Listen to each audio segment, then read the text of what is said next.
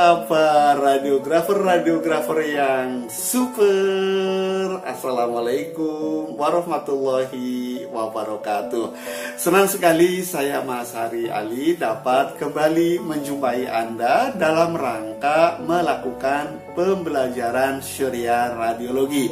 Dan pada kesempatan kali ini mata pelajaran yang akan kita bahas adalah pelaksanaan pemeriksaan CT scan torak. Iya, bagi sahabat-sahabat radiografer yang sudah memiliki alat modalitas dari CT scan, tentu pemeriksaan CT scan torak adalah hal yang lumrah ya, hal yang sudah biasa karena pemeriksaan CT scan torak termasuk pemeriksaan yang rutin.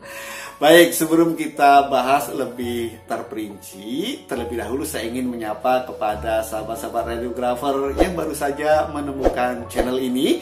Saya ingatkan silakan Anda untuk subscribe dan menekan tombol loncengnya. Kenapa? Karena dengan Anda subscribe dan menekan tombol loncengnya, maka nanti ketika ada materi baru, ada update terkini dari channel ini, Anda akan dicolek. Anda akan mendapatkan informasi pertama karena Anda akan lebih dulu diberi tahu.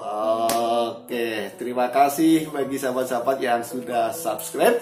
Ini tentu akan menambah energi Pak Mas untuk terus memproduksi serial pembelajaran tentang radiologi ini. Baiklah sahabat-sahabat radiografer, kita akan lanjut pada pelajaran CT scan torak ini dimulai dengan pengertian. Jadi pengertian dari CT scan torak adalah merupakan pencitraan yang menggunakan alat MSCT ya atau CT scan untuk mengetahui anatomi dan kelainan pada rongga torak dan jaringan lainnya. Tentu saja jaringan yang dimaksud adalah jaringan di sekitar rongga torak. Nah, MSCT itu artinya multi slice CT ya, jadi teknologi CT scan yang terbaru. Adapun yang dimaksud CT adalah computed tomography ya. Baiklah sahabat radiografer, ini perlu untuk dimengerti. Selain istilah MSCT, ada beberapa literatur juga menuliskannya dengan MDCT. Itu artinya multi detektor CT. Sahabat-sahabat radiografer, pada kasus kanker paru, CT scan bermanfaat untuk mendeteksi adanya tumor paru. Juga sekaligus digunakan dalam penentuan staging klinik yang meliputi pertama, menentukan adanya tumor dan ukurannya. Kemudian kedua, mendeteksi adanya invasi tumor ke dinding torak, bronkitis, bronkus, mediastinum, dan pembuluh darah besar. Kemudian yang ketiga adalah mendeteksi adanya efusi pleura, serta yang keempat mendeteksi adanya penyebaran atau metastase ke limfonodi dan hepar. Selain itu, CT scan juga dapat digunakan untuk menentukan tindakan TTNA atau transtoracal needle aspiration, atau kadang dengan menggunakan istilah TTB atau transtoracal biopsi. Selain itu, CT scan juga digunakan untuk evaluasi penobatan ya, jadi kepada pasien yang tengah terapi TB misalnya tuberkulosis, maka setelah dia meminum obat beberapa kali dilakukan CT scan ulang sebagai evaluasi. CT scan juga mendeteksi kekambuhan dan CT planning radiasi. Dalam hal ini berarti CT scan-nya digunakan pada unit radiologi bidang radioterapi atau onkologi. Nah, sahabat-sahabat radiografer, seperti apakah persiapan pasien yang akan menjalani pemeriksaan CT scan torak? Ada dua. Pemeriksaan CT scan ini ada yang menggunakan kontras media dan ada yang tanpa menggunakan kontras media.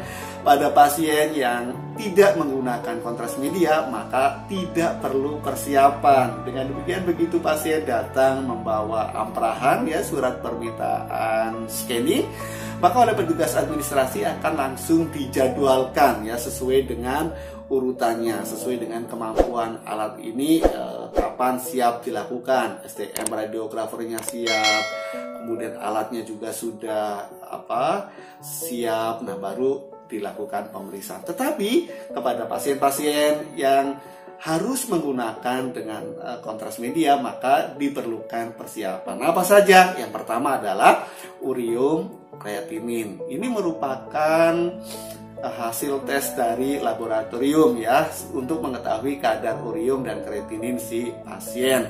Nah, ureum kreatinin ini berfungsi untuk memastikan bahwa fungsi ginjal pasien masih baik, karena nanti ketika kita berikan kontras media ini akan ditindaklanjuti ya, diproses oleh ginjal, sehingga ginjal yang dimiliki pasien dipastikan dalam kondisi baik sehingga mampu untuk ekskresi dari bahan kontrasnya.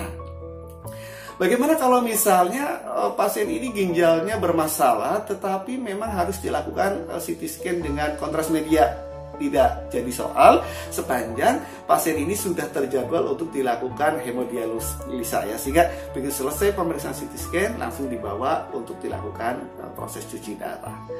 Kemudian persiapan yang kedua adalah puasa kurang lebih 6 jam. Ada literatur lain menyebut 4 jam, tetapi berdasarkan pengalaman kami di lapangan, puasa 6 jam masih jauh lebih bagus ya. Kemudian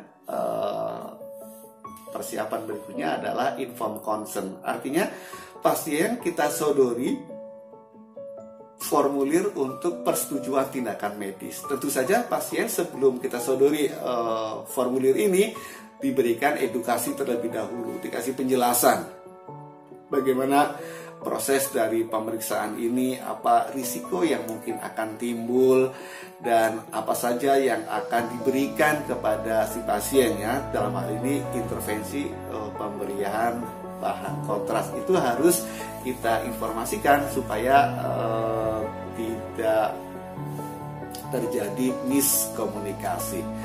Kemudian persiapan berikutnya adalah cek riwayat alergi dan penyakit lain. Jadi pasien kita anamnesa, kita tanya apakah yang bersangkutan pernah mengalami alergi terhadap makanan tertentu, misalnya makanan laut ya, seperti udang gitu. Biasanya kepada pasien yang memiliki riwayat alergi, mereka sangat sensitif terhadap pemberian bahan kontras. Dan yang terakhir adalah jangan lupa memberikan penjelasan prosedur pemeriksaan. Di dalamnya adalah menginformasikan tentang jalannya pemeriksaan, bahwa nanti akan ada aba-aba, misalnya tarik nafas, tahan nafas, dan keluarkan nafas. Termasuk juga memberikan penjelasan tentang sensasi ketika bahan kontras masuk, bahwa nanti awal-awalnya di sepanjang tenggorokan terasa hangat masuk ke seluruh tubuh. Bahkan mohon maaf, di pasien-pasien tertentu ada yang merasa dia itu seperti ngompol. Nah, itu sebenarnya tidak, hanya sensasinya saja. Nah, itu diinformasikan supaya pasien nanti tidak kaget ya, sehingga jalannya pemeriksaan menjadi lebih baik, lebih lancar, dan tentu saja harapannya adalah outputnya akan menghasilkan gambaran yang bagus ya. Karena kalau pasien kaget biasanya akan ada reaksi secara fisik, mungkin dia akan bergerak, dan ini akan berpengaruh terhadap artefak moving ya. Nah, dengan kita memberikan penjelasan jalannya prosedur pemeriksaan, apa-apa saja yang harus dilakukan oleh pasien, pasien menjadi mengerti dan lebih bisa kooperatif, bisa diajak kerjasama. Baiklah sahabat-sahabat radiografer, kita lanjutkan dengan persiapan alat dan bahan. Beberapa alat yang harus disiapkan diantaranya adalah tentu saja berarti alat CT scan itu sendiri, dan tentu saja beserta dengan kelengkapannya. Jadi selain gantry, tentu berarti ada monitor akuisisi dan monitor rekonstruksi ya untuk processing.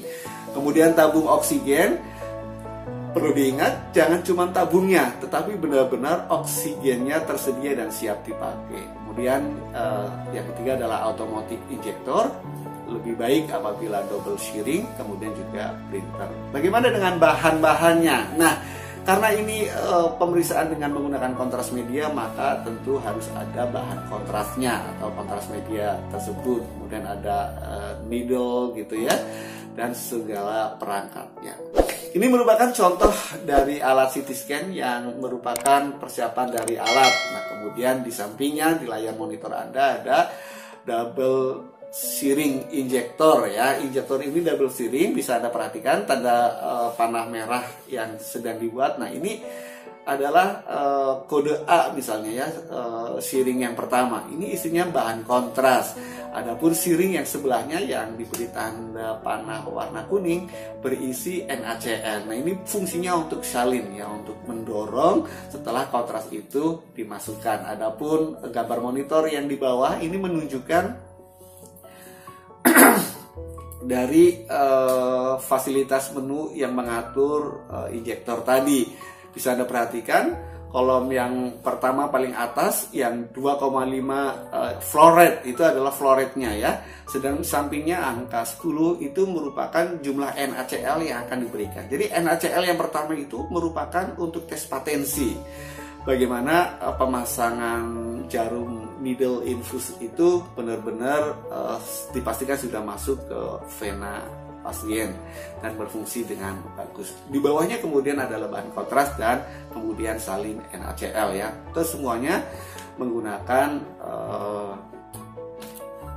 flow rate 2,5. Nah, ini yang tadi baru muncul adalah bahan-bahan yang akan digunakan, mulai kontras, kemudian ada stewing gitu ya, termasuk ada needle, ada plaster, dan yang baru saja muncul adalah printer ya untuk mencetak gambaran dari film yang sudah kita scanning.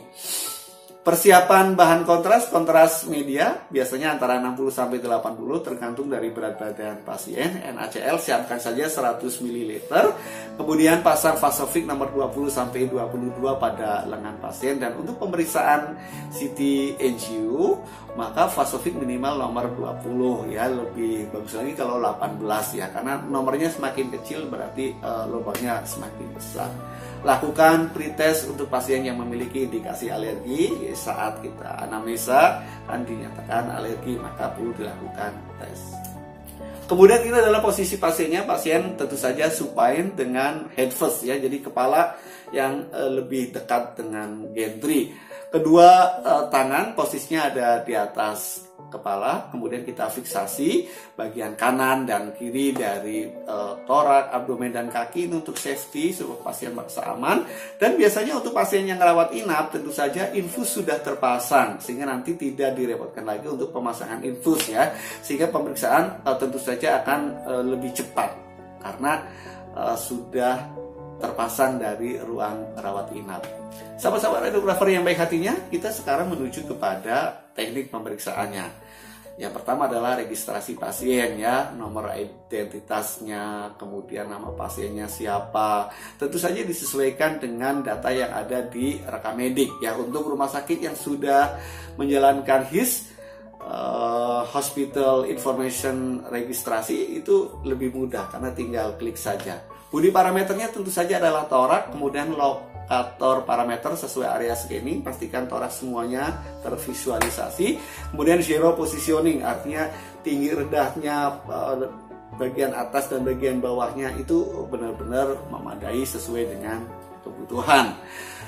Nah, langkah yang pertama adalah dilakukan pemeriksaan topografi. Topografi itu istilah lainnya bisa topogram atau Scott view. Nah, kira-kira gambarannya nanti yang muncul standar torak seperti yang ada pada monitor ya. Bagian atasnya ada di atas apex paru, adapun di bagian bawahnya sinus costophrenicus tergambar. Nah, untuk topografi biasanya menggunakan AP view untuk foto torak, untuk foto CT scan torak ya, AP view. Kemudian length atau panjangnya sesuaikan dengan area scanning, contohnya ada di gambar di samping. Batas atas simplicis menti atau mandibula bawah, itu pada saat untuk pengambilan topogram ya. Adapun yang kotak yang ada di gambar itu menunjukkan area scanningnya. Bagaimana dengan akuisisinya? Bisa menggunakan single, bisa menggunakan multi slice. Ini tentu saja tergantung dengan alat yang dimiliki oleh sahabat-sahabat radiografer sekalian. Dan tentukan area scanning, memastikan seluruh daerah torak benar-benar tergambar ya, tervisualisasi. Parameternya tadi kita menggunakan bodi torak, QV-nya 120, kemudian MA-nya bisa 50, bisa sampai 80. FOV-nya 350 sampai 500 ya, jadi ukuran yang besar. Kemudian table feed 8 cm per second. ABI service kita nyalakan atau on. Ini adalah menu dari bawaan yang isinya adalah instruksi atau aba-aba ke pasien yang sebelumnya tentu berarti sudah kita rekam ya. Kemudian speed rotation 0,5 per second per detik, rekonstruksinya slice thickness 3 mili, kemudian reincrement 1,5 mili. Filter yang kita gunakan ada dua, mediastinum dan lang ya, dengan filter B30S medium smooth, sedangkan yang lang adalah B70H high resolution. Dengan demikian, maka nanti kita akan mendapatkan dua ya, kondisi dari mediastinum dan kondisi lang. Baik, sekarang mari kita saksikan di layar monitor. Ini adalah contoh dari pengambilan gambar ya saat akuisisi CT scan torak. Seperti yang ada pada layar monitor Anda, di sana ada bisa kita saksikan gambar ini menunjukkan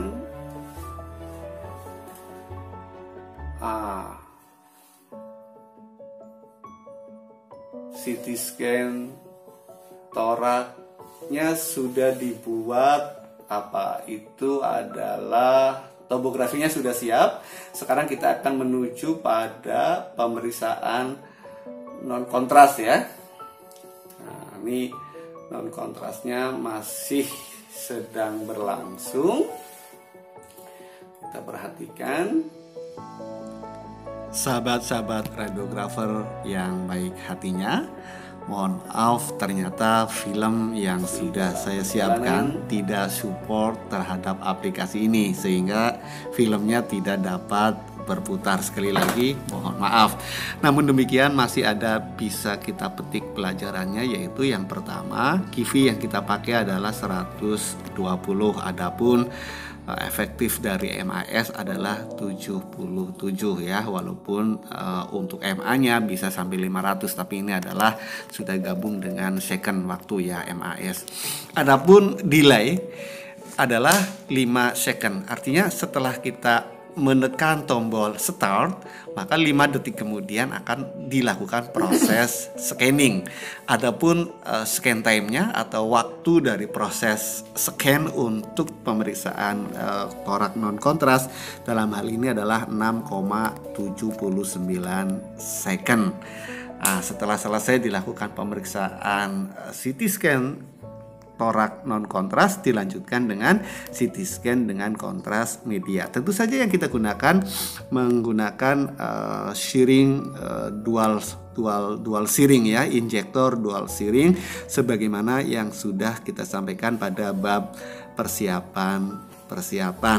Sahabat-sahabat radiografer yang baik hatinya, setelah itu maka kita lakukan proses scanning dengan kontras media. Sahabat-sahabat radiografer yang baik hatinya, sekarang kita menuju pada processing ya, filming from 3D reconstruction. Jadi gambar kita menuju kepada menu 3D. Nah, dari menu 3D ini kemudian kita olah, kita rekon. Dari semula tadinya aksial, kemudian nanti akan kita rekon menjadi potongan koronal ya. Bahkan bila perlu kita buat juga sagittal. Pencetakan film dengan 2 window, yaitu mediastinum dan lang ya. Untuk yang axial window atau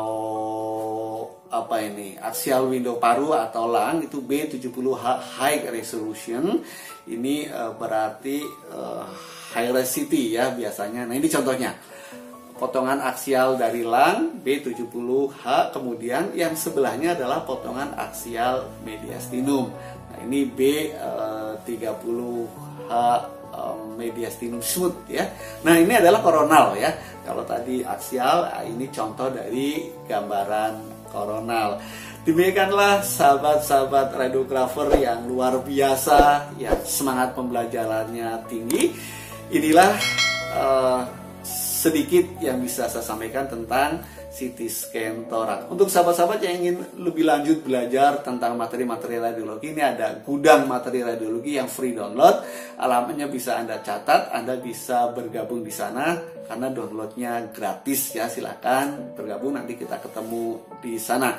Dan saya juga ingin mengingatkan kepada seluruh sahabat-sahabat radiografer sehubungan dengan suasana pandemi masih menyelimuti kita. Saya ingatkan untuk sadar bahwa sehat dimulai dari saya. Oleh karena itu, setiap pribadi, setiap kita untuk terus menjalankan PBHS ya, pola hidup bersih dan sehat ya, dengan rajin mencuci tangan, kemudian menggunakan masker dan menjaga jarak ya, 3M. Nah, saya ingin menyampaikan terima kasih atas perhatian dari sahabat-sahabat radiografer semua. Mudah-mudahan bermanfaat dan kita akan jumpa pada session pembelajaran berikutnya. Assalamualaikum warahmatullahi wabarakatuh.